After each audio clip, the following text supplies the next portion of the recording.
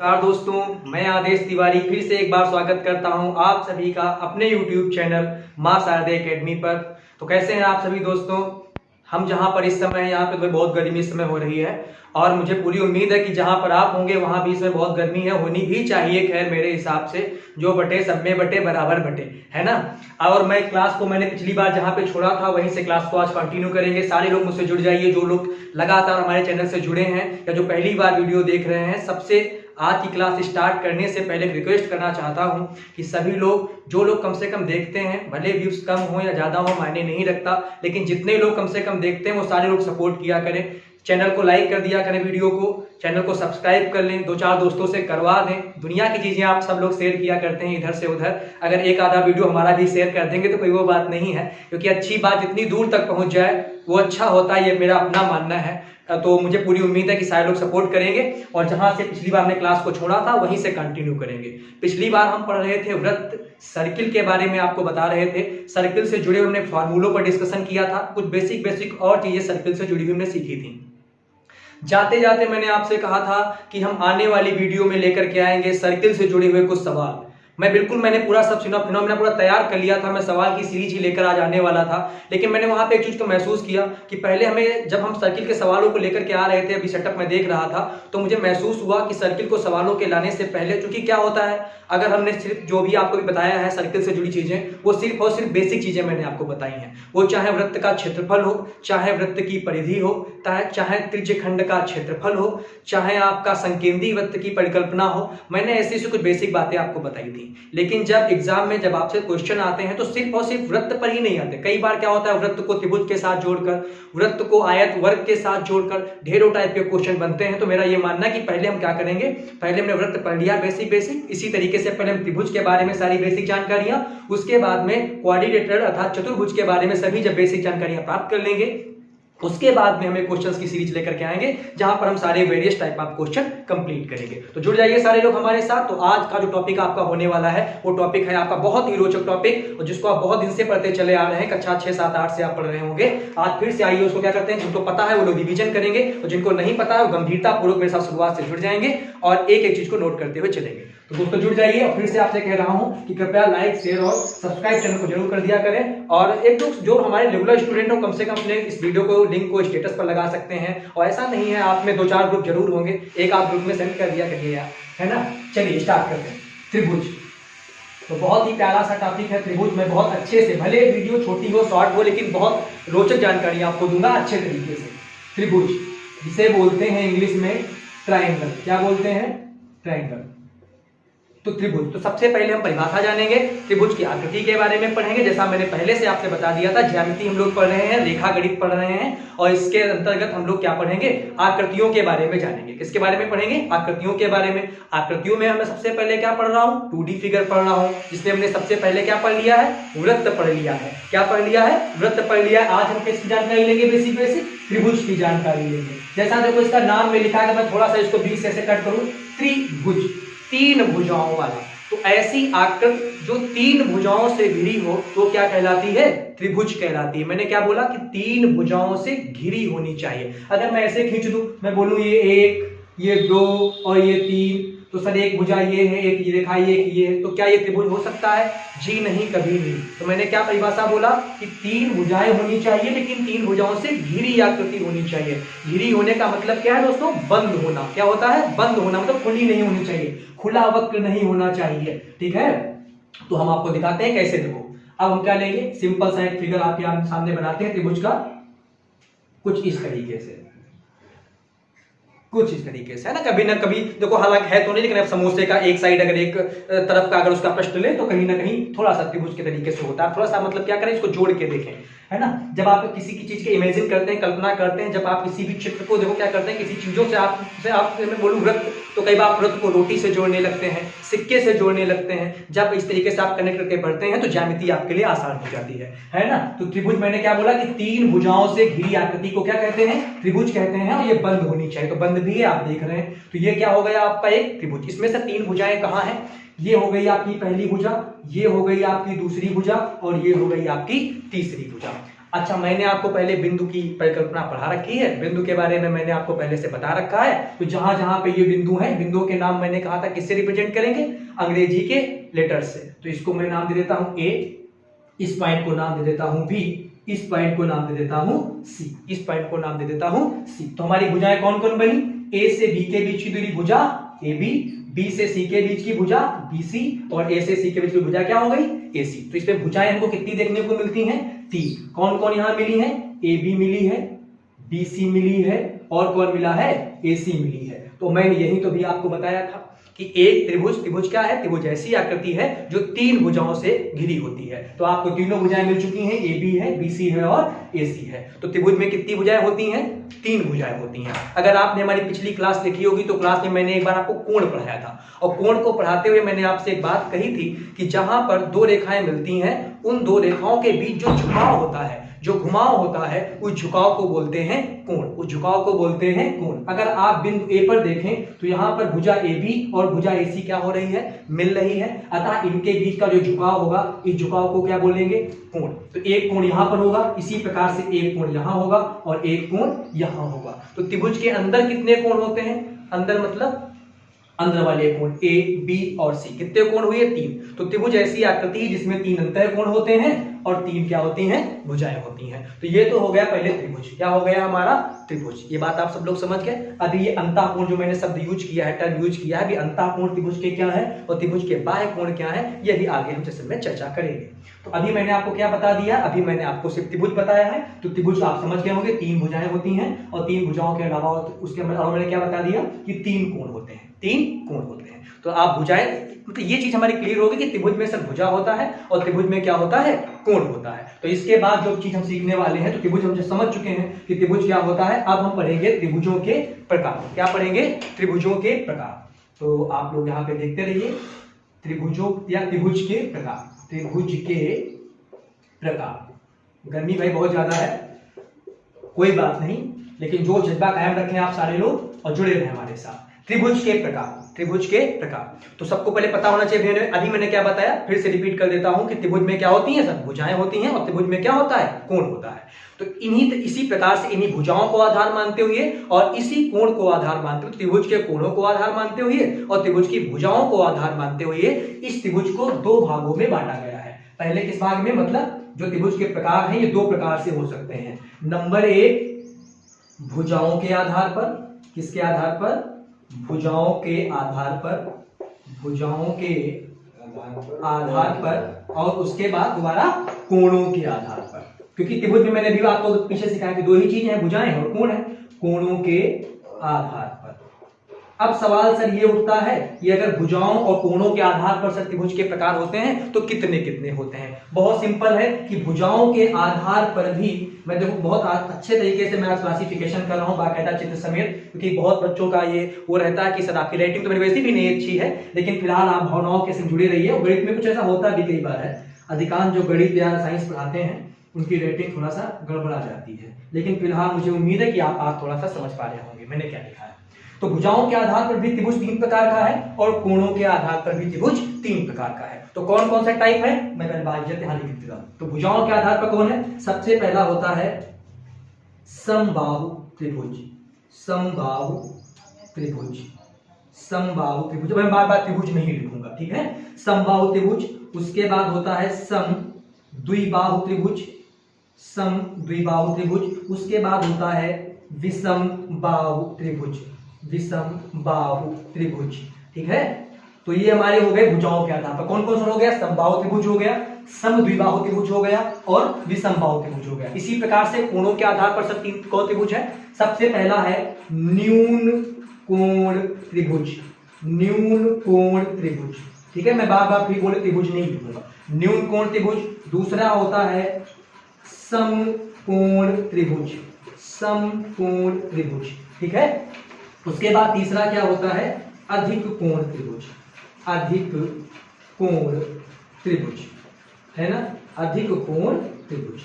अगर आपको साइड में साफ नहीं दिख रहा तो मैं बोले दे रहा हूं, न्यून कोण त्रिभुज, समकोण त्रिभुज और अधिक कोण त्रिभुज, है ना। तो अभी मैंने आपको देखो पूरा क्लासिफिकेशन कर दिया कि त्रिभुज की कितने टाइप हैं। अच्छा, बहुत बच्चों लगे सर तो बहुत बेसिक है, सब लोग जानते हैं। जी हाँ, सब लोग जानते हैं, लेकिन मैंने आपको बता रखा है कि हर बड़ी चीज को जानने के लिए पहले छोटी चीजें हमारी क्लियर होनी चाहिए, इसलिए मैं सब सारी जानकारी आपको फिर से दे रहा हूं। मैंने पहले बोल दिया था कि जिनको पता है उनका रिवीजन हो जाएगा और जिनको नहीं पता है वो आज सीख जाएंगे हमारे साथ जुड़ करके, है ना। तो मैंने बता दिया कि भुजाओं के आधार पर समबाहु त्रिभुज, समद्विबाहु त्रिभुज और विषमबाहु त्रिभुज कोणों के आधार पर होते हैं। न्यून कोण त्रिभुज, समकोण त्रिभुज और अधिक कोण त्रिभुज। तो क्या यहीं पर सर आकर बात समाप्त हो जाती है? क्या हम त्रिभुज सीख गए? जी नहीं, अब हमें क्या करना है, इस एक एक टाइप के त्रिभुज के बारे में पूरी जानकारी हमें लेनी है कि सर अगर समबाहु होता है तो किस तरीके का होता है, इसके क्या फीचर्स हैं, समद्विबाहु है तो उसके क्या फीचर्स हैं, किस टाइप के होता है। तो आइए एक एक हम पहले भुजाओं के आधार पर जो तीन प्रकार मैंने आपको सिखाया पहले इनको सिखाते हैं, उसके बाद कोणों के आधार पर, ठीक है। तो सबसे पहले हम सीखेंगे भुजाओं के आधार पर समबाहु त्रिभुज सर क्या होता है और क्या इसके फीचर्स हैं। तो मैं फटाफट लिख देता हूं, समबाहु त्रिभुज अंग्रेजी में इसे कहते हैं इक्विलैटरल ट्रायंगल, है ना, इक्विलैटरल ट्रायंगल।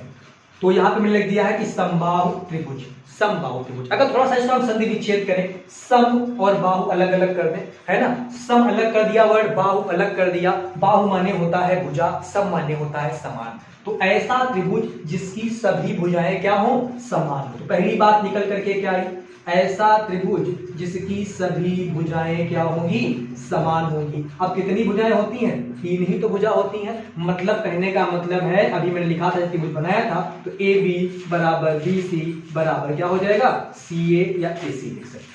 तो ऐसा त्रिभुज जिसकी सभी भुजाएं समान हो वो क्या कहलाएगा, वो कहलाएगा समबाहु त्रिभुज। सर इसके अलावा इसका कोई और फीचर है? हाँ, इसका दूसरा इंपॉर्टेंट फीचर ये है कि इसके अंदर के, मैंने अभी बताया था कि त्रिभुज में सर तीन कोण होते हैं, इसके अंदर के जो तीनों कोण हैं, मतलब जो तीनों अंतः कोण हैं, उनको अंदर के कोणों को बोलते हैं अंतः कोण। तो जो तीनों अंतः कोण हैं वो क्या होते हैं, समान होते हैं। मतलब तीनों अंतः कोण क्या होते हैं, समान होते हैं। अभी मैं लिखे भी दे रहा हूं, मतलब जो अंदर के तीन कोण थे, कोण ए, कोण बी और कोण सी, तीनों का मान होता है सदैव 60 डिग्री। कितना होता है, 60 डिग्री। मैंने एक वीडियो में शायद आपको कहीं ना कहीं बताया था कि कोण को नापने का मात्रक क्या है, तो डिग्री में नापते हैं या तो सर रेडियन में नापते हैं। मैं आपको जानकारी शायद दे चुका हूं, ठीक है। तो डिग्री क्या है, ये जीरो नहीं बोलेंगे, 60 ऊपर जीरो चढ़ा दिया मैंने, जीरो मैंने नहीं चढ़ाया, क्या लिखा है 60 डिग्री, 60 डिग्री, ठीक है। ये कोण को नापने का क्या है, मात्रक है। तो तीनों अंतः कोण समान होंगे, मतलब सदैव याद रखेंगे समबाहु त्रिभुज में सभी भुजाएं समान होंगी, अंदर के तीनों अंतः कोण बराबर होंगे। कितने कितने होंगे सर, सबका वैल्यू 60-60 होगा। ये 60 कैसे आया है, अभी मैंने आपको पहले बताया था, जब हम अभी अंतः कोण बाह्य कोण के बारे में डिस्कशन करेंगे तो मैं आपको सारी जानकारियां दूंगा। अभी के लिए आप इतना ध्यान रखें तो आपको ये सारी चीजें समझ में आ क्योंकि उम्मीद है हमारी। उसके बाद हम क्या पढ़ेंगे, दूसरा सीखेंगे समद्विबाहु, समद्विबाहु त्रिभुज। भुजाओं के आधार पर सीख रहे हैं। दूसरा टाइप है समद्विबाहु त्रिभुज। इसको भी थोड़ा सा देख लेते हैं। सम को अलग कर देते हैं, द्वि को अलग कर देते हैं, बाहु को अलग कर देते हैं। सम माने समान, द्वि माने दो, बाहु माने भुजाएं। ऐसा त्रिभुज जिसकी कोई दो भुजाएं समान हो। अच्छा, भुजाएं होती कितनी, मैंने भी बताया, तीन होती हैं त्रिभुज में भुजाएं, लेकिन क्या है, सिर्फ कोई दो भुजाएं तो बराबर हैं, जबकि तीसरी वाली क्या है, उसका मान अलग है, उसका परिमाण अलग है। जैसे कहने का मतलब त्रिभुज में तीन भुजाएं हैं, अगर एक भुजा 5 सेंटीमीटर तो दूसरी भी 5 सेंटीमीटर, लेकिन तीसरी 5 ना हो। अगर तीसरी भी 5 हो जाएगी तो समबाहु त्रिभुज हो जाएगा सर, है ना। तो अभी क्या है, अभी पढ़े समद्विबाहु, मतलब कोई दो भुजाएं तो बराबर होंगी, लेकिन तीसरी भुजा क्या होगी, उसका मान अलग होगा। जैसे मैं साइड में त्रिभुज आपको बना के दिखाई देता हूं। अगर मैं इसका नाम ले लूं, ये क्या है, ए पॉइंट बी पॉइंट सी। अब क्या है, AB का मान मैं ले लेता हूं 5 सेंटीमीटर, AC का मान 5 सेंटीमीटर और BC का मान भी अगर 5 सेंटीमीटर है, तो इस कंडीशन में कौन सा त्रिभुज बना, भुजाओं के आधार पर इसको बोले तो सर बना है समबाहु त्रिभुज, जो कि भी पीछे सीखे हैं। अब मैं क्या बोल रहा हूं कि समद्विबाहु त्रिभुज, मतलब सिर्फ दो ही भुजाएं बराबर हैं, एक अलग है। कहने का मतलब अगर ये 5 है, ये 5 है, अगर ये 6 हो, एक हट जाए, थोड़ा सा परिमाण में अलग हो जाए, तो ये त्रिभुज कहलाएगा हमारा समद्विबाहु त्रिभुज, समद्विबाहु त्रिभुज। तो इसमें फीचर आपको साफ साफ दिख भी रहे होंगे। दो भुजाएं समान होती हैं, दो भुजाएं समान होती हैं, और जब दो सर भुजाएं समान हैं तो दो कोण भी इसमें क्या होते हैं, समान होते हैं। दो कोण समान होते हैं और एक क्या होता है जो बच जाता है, वो अलग होता है, असमान होता है, मतलब अलग होता है। कहने अच्छा सर कौन से दो कोण समान होते हैं, अब ये जानना बहुत जरूरी है, बहुत इंपॉर्टेंट चीज मैं आपको बता रहा हूं, बिल्कुल नजरें गड़ाए रखिए। मैंने क्या बोला अभी आपसे, दो कोण समान होते हैं, कौन से दो कोण समान होते हैं, सवाल ये उठता है क्या सर ये बराबर होगा कि ये बराबर होगा, कौन दो बराबर होंगे, तो ये जानना बहुत आसान है। जो दो भुजाएं समान हैं, मैंने क्या बोला कि जो दो भुजाएं समान हैं उनके सामने के कोण, उनके सम्मुख कोण, मतलब इस 5 के सामने ये वाला और इस 5 के सामने ये वाला आपस में क्या होंगे, बराबर होंगे। कहने का मतलब अगर मैं इसे गणितीय भाषा में यहाँ पे लिखना चाहूं तो मैं लिख सकता हूं कोण B बराबर कोण C, लेकिन ये दोनों ही बराबर, कई बार आपको ऐसा साइन मिलता है, ये दोनों ही बराबर नहीं है किसके, कोण A के, मतलब कोण A अलग होगा और कोण B और कोण C आपस में क्या होंगे, बराबर होंगे। तो यहां से दो बातें निकली हैं कि समान भुजाओं के सामने के कोण क्या होते हैं, समान होते हैं। इसका अगर मैं रिवर्स बोलूं, उल्टा बोलूं तो ये बात भी दोस्तों सही है। अगर मैं कभी आपको त्रिभुज बना के देता हूं इस तरीके से मैं कभी आपको त्रिभुज बना के कोई दे देता है, इसका नाम रखता है PQR और आपसे कहता है कि ये वाला कोण भी 45 डिग्री है, ये वाला कोण भी 45 डिग्री है, तो बताओ क्या ये दो भुजाएं समान होंगी कि नहीं होंगी। तो देखो मैंने अभी जो बात आपको बताई ठीक इसका उल्टा है भाई, ये दो कोण तभी बराबर होंगे जब इसके सामने की भुजाएं क्या होंगी, बराबर होंगी, क्योंकि सम्मुख भुजाओं के सम्मुख कोण क्या होते हैं, सॉरी बराबर भुजाओं के सम्मुख कोण क्या होते हैं, बराबर होते हैं। इसका मतलब है कि PQ बराबर किसके होगा, PR के, किसके होगा, सॉरी PR के। तो ये चीज आपकी शायद क्लियर हो गई होगी कि समद्विबाहु त्रिभुज किसे कहते हैं। ठीक है, तो समद्विबाहु क्या है, दो भुजाएं समान होंगी, उनके दो कोण समान होंगे और एक कोण क्या होगा, असमान होगा। तीसरा टाइप पढ़ते हैं फटाफट।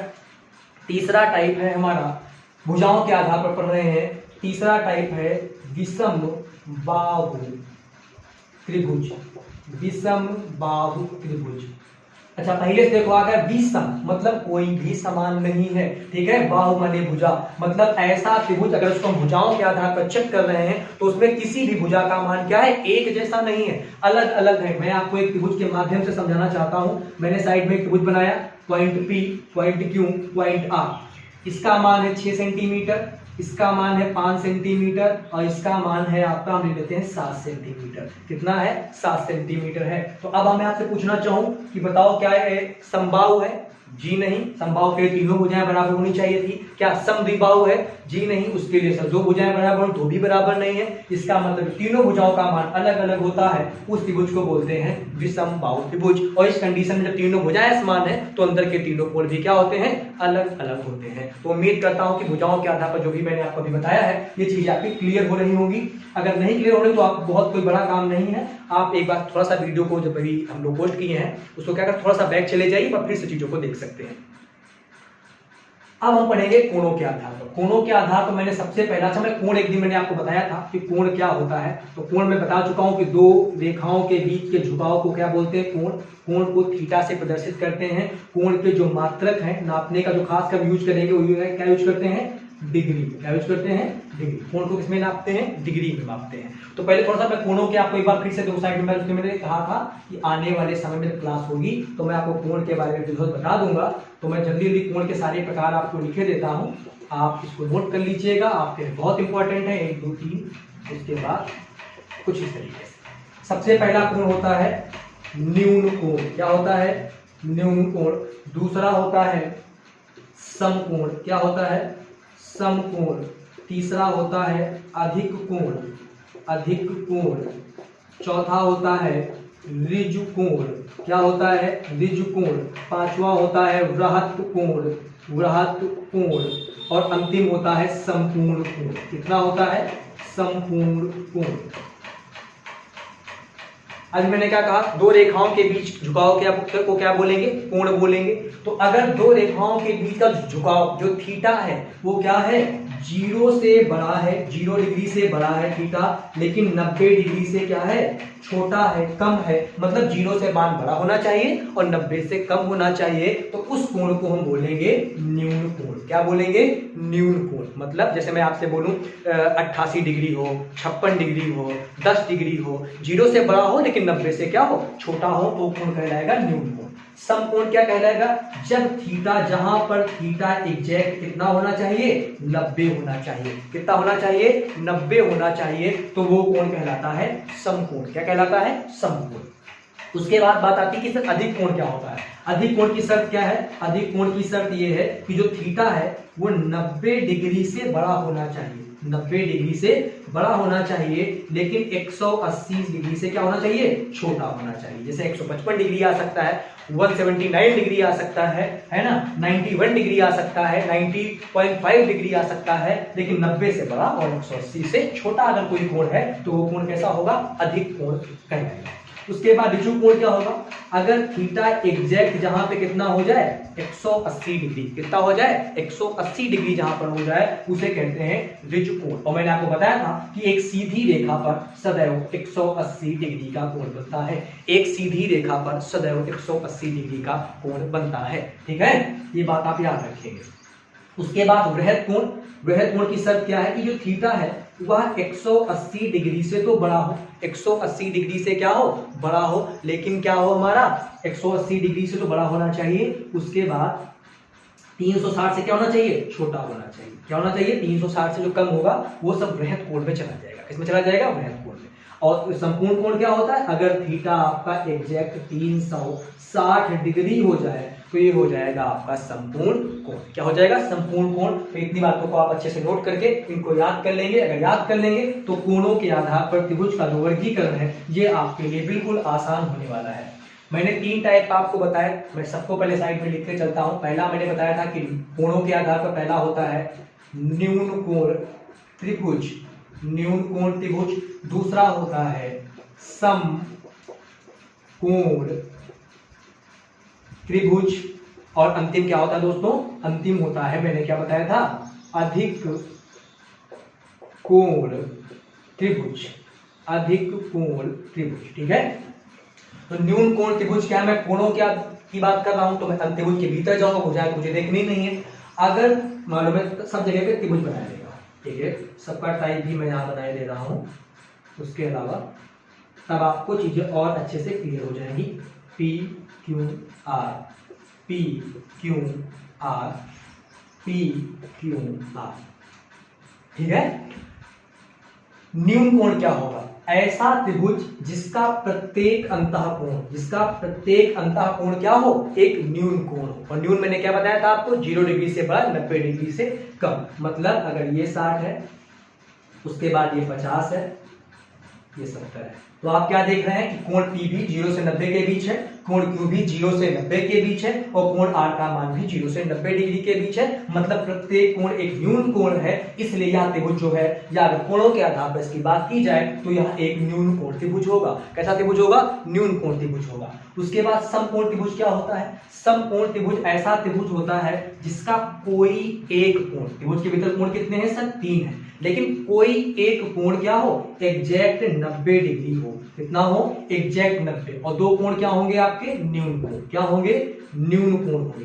तो ऐसा त्रिभुज जिसका कोई एक कोण बिल्कुल क्या हो? समकोण हो, अर्थात 90 डिग्री हो, वो त्रिभुज कहलाता है समकोण त्रिभुज। समकोण त्रिभुज, है ना? समझ में आ रहा आपको?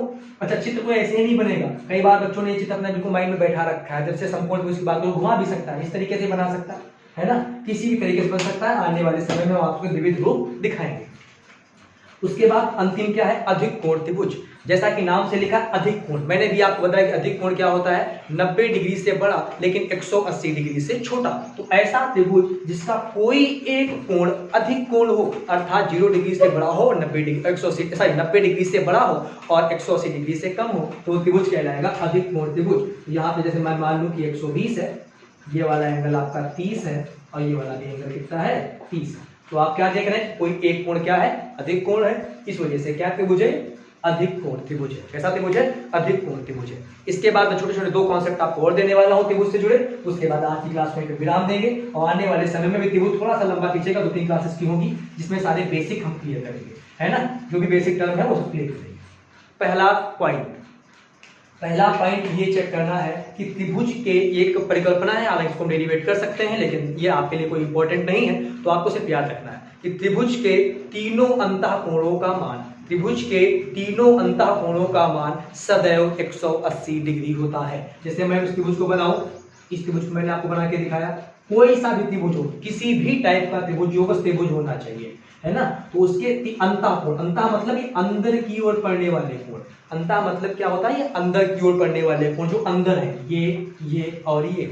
तो क्या सर बाहर भी कोई कोण होता है? हाँ, बाहर त्रिभुज के कोण होता है, जिसे त्रिभुज का बाह्य कोण कहते हैं। अभी मैं इसके बारे में आपको बताता हूँ।